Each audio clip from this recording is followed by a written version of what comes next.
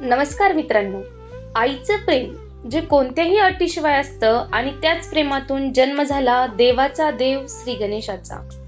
ते कसे आपण हे व्हिडिओमध्ये बघणार आहोत, पण त्याआधी चॅनलवरती नवीन असाल तर सबस्क्राईब करायला विसरू नका. चला तर सुरुवात करूया. कैलास पर्वतावर माता पार्वती एकट्याच होत्या. महादेव ध्यानात लीन होते.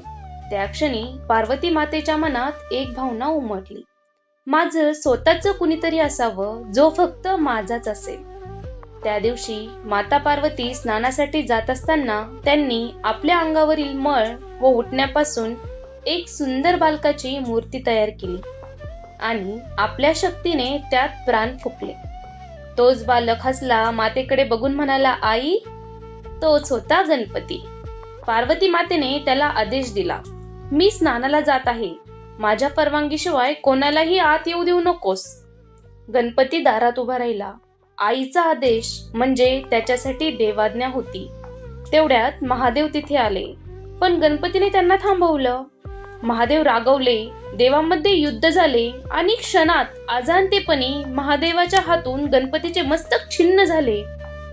पार्वती माता बाहेर आली. दृश्य बघताच आक्रोश करू लागली, हा माझा मुलगा आहे, त्याला परत आणा, नाहीतर मी सृष्टी नष्ट करेन. संपूर्ण ब्रह्मांड हादरलं. महादेवाने ताबडतोब आदेश दिला, ज्या प्राण्याचं डोकं उत्तर दिशेला असेल, मिळेल ते घेऊया. तेवढ्यात देवांना हत्तीचं मस्तक मिळालं आणि त्या मस्तकाने गणपतीला पुन्हा जीवनदान मिळालं आणि म्हणूनच बाप्पाला पार्वती पुत्र असं म्हटलं जातं.